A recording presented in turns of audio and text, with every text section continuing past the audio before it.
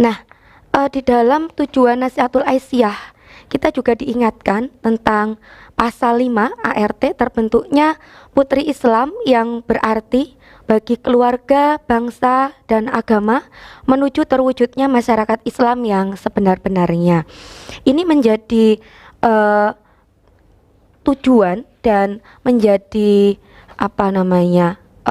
landasan ketika Nasihatul Aisyah membuat sebuah capaian atau visi untuk satu abad Nasihatul Aisyah, karena Nasihatul Aisyah itu kan lahir di tahun 1931 ya Bu ya.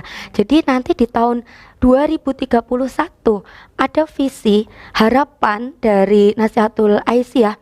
Ini sebenarnya sudah diputuskan visi ini di Muktamar ke-13 di Yogyakarta, yaitu putri Islam yang progresif, bermartabat, mendunia dalam menggerakkan peradaban dan komunitas lokal.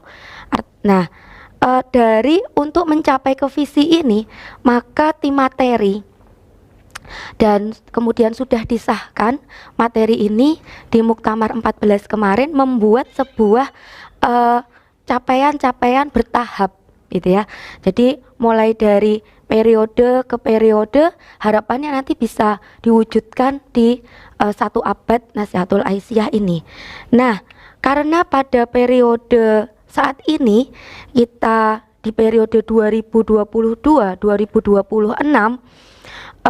arah gerak Nasihatul Aisyah ini ditetapkan yaitu adalah menggiatkan gerakan dakwah dan advokasi yang responsif terhadap keadilan sosial melalui kristalisasi nilai profetik serta pembentukan karakter kader berwawasan global menuju internasionalisasi Nasihatul Aisyah.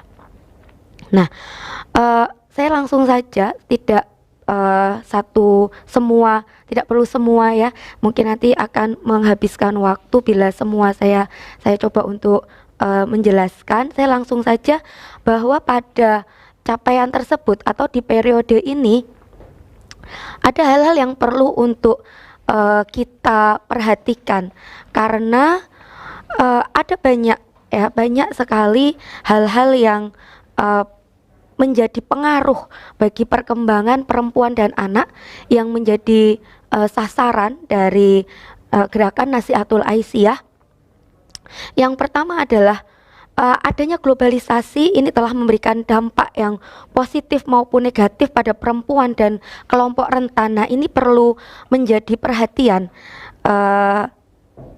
untuk kita nanti Nasihatul Aisyah melakukan program kerja atau membuat gerakan-gerakan, membuat sebuah kegiatan ya untuk bergerak tadi. Kenapa? Karena sebenarnya apa positifnya? Karena sebenarnya ketika kita bicara tentang bicara di bidang ekonomi, pengetahuan atau pendidikan, ini akan berpengaruh juga pada perkembangan budaya dan pemikiran, termasuk pemikiran Islam. Nah, hingga kita kemudian bisa mempercepat arus informasi sehingga mempermudah dalam komunikasi dan mengakses pengetahuan. Ini adalah dampak positifnya. Namun di sisi lain ini juga memiliki dampak negatif, karena dengan perkembangan atau dengan adanya globalisasi ini, daya saing pada bidang-bidang tersebut, bidang yang tadi telah kami sebutkan, ini memiliki dampak yang mana mempengaruhi wajah dari perempuan itu sendiri, yang kadang justru perempuan ini menjadi korban dari globalisasi, misalnya dalam bentuk pidana dan lain sebagainya. Kemudian yang berikutnya adalah tentang perkembangan narasi Islam yang sangat beragam. Ini telah memberikan pengaruh ya bagi masyarakat, termasuk perempuan Islam, dalam menerjemahkan posisi umat Islam, negara, perempuan, dan kelompok rentan di masyarakat, yang mana tidak jarang dari narasi-narasi ini jauh dari nilai-nilai progresivitas yang telah diyakini oleh Muhammadiyah. tidak heran banyak juga dari kalangan-kalangan internal kita sendiri, khususnya di Nasihatul Aisyah, yang juga terjebak dalam narasi-narasi ini, atau nanti mungkin akan berhubungan dengan adanya digitalisasi ya, atau literasi digital.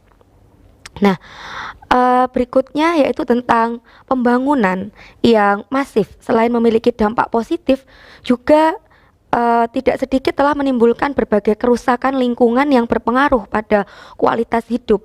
Terutama dalam hal ini adalah kualitas hidup perempuan dan anak, baik itu nanti kemudian dalam permasalahan kesehatan fisik maupun mental, karena terutama bagi ibu dan anak ini semakin rentan ya. Maka dibutuhkan adanya sebuah kegiatan yang bisa atau pendampingan nanti dari Nasihatul Aisyah, sehingga mampu atau menjadikan daya lenting dari perempuan dan anak ini nanti kuat ya, bisa menghadapi dinamika kehidupan.